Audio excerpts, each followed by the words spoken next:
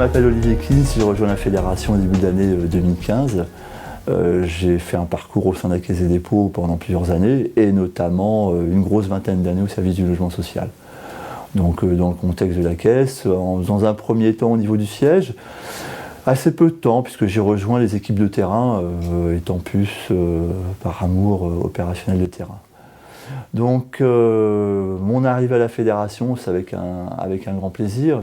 Encore une fois, je trouve des équipes qui, au-delà de leur professionnalisme, sont très impliquées, aiment leur métier, leur travail, et c'est vraiment des éléments d'intégration qu'on ne trouve pas partout.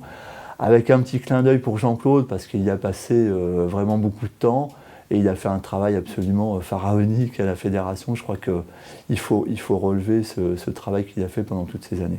Le cœur de métier, c'est effectivement le dispositif individuel qui est fait systématiquement chaque année auprès de chaque organisme qui déjà nous confie et nous envoie leurs données. Évidemment, données qui nous sont transmises sous la confidentialité.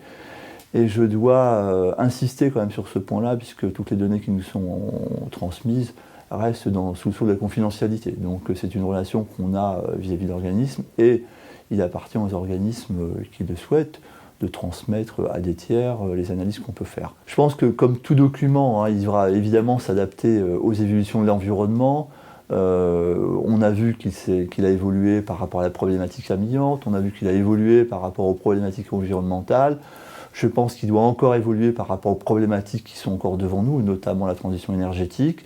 Je pense qu'il va probablement évoluer aussi par rapport aux enjeux de la politique de la ville. Je rappelle qu'on a vécu l'ANRU 1, qu'on est aujourd'hui à la veille du NPNRU, le nouveau programme de renouvellement urbain, que le règlement financier va probablement changer au cours de l'année 2015, qu'il faudra intégrer de nouvelles données et que ces nouvelles données devront être intégrées dans les chiffres qui nous seront communiqués afin d'avoir un maximum d'utilisation de ces chiffres pour aider les organismes à préparer les expertises nécessaires à faire face aux nouvelles situations présentées par les nouveaux enjeux de la politique de la ville. Habituellement, quand on lance la mission, on se rend sur place pour expliquer un petit peu les informations dont on a besoin, tant au niveau de cette analyse financière que du prévisionnel. Et dans ce cas-là, on vient avec une liste d'informations à recevoir. Après, il travaille sur les informations à fournir. Et là, il y a des allers-retours entre nous et eux. Et suivant les cas, on se rend sur place encore une fois avant de produire le document pour bien définir avec eux toutes les hypothèses, notamment au niveau du prévisionnel. C'est là-dessus où il y a le plus de débats généralement. Alors, concernant les nouveautés au niveau des missions d'expertise, on devrait, avec le PNRU, connaître prochainement le nouveau règlement financier qui va avoir effectivement des incidences notables sur les hypothèses à retenir dans nos simulations financières. Et d'autre part, on a mis en place là dernièrement le Visial Pilotage qui va aussi permettre d'améliorer nos simulations financières, notamment au niveau du rendu. Visial est l'outil de simulation de gestion prévisionnelle utilisé par les organismes HLM pour étudier l'évolution de leur situation sur plusieurs années. Il est reconnu par tous les partenaires des offices. Depuis quelques semaines, la nouvelle version de Visial, dénommée Visial Pilotage, a été mise à disposition des offices sur le site de la Fédération. Cette nouvelle version présente une ergonomie plus moderne, plus simple à utiliser, plus intuitive.